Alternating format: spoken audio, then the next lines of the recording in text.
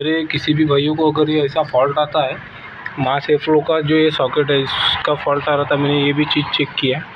तो अगर ऐसे समय में अगर ऐसा फॉल्ट आता है मास एयरफ्लो सेंसर का बार बार, तो आप सबसे पहले EGR चेक करना पड़ेगा आपको। EGR का जो यहाँ पे डब्बी आती है, डम्पी वो छोटी वाली, अभी हमने ओवरऑल मतलब इंजन ओवरऑल करने का, ये देखिए इसकी कंडीशन, ये जो पिस्टन की हालत देखिए इस तरह है, और इसकी जो वॉल है पूरे वॉल बेंड हो चुकी है। इसका जो हेड है, हमने ये हेड खोल लिया है,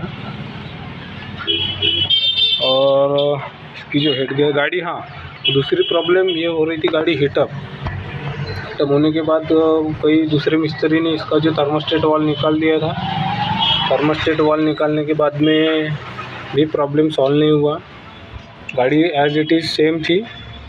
और अभी जब हमने इंजन उसका हेड गैस्केट चेक करने के लिए निकाले तो इसकी ये बुरी हालत मिली, ये देखिए। और ये जो पिस्टन देखिए, पिस्टन की हालत इस तरह, इसको जो उसके वॉल रहते हैं वॉल यहाँ पे टच हो रहे थे। तो अब इसको अपन ओवरऑल करने के बाद फिट करेंगे।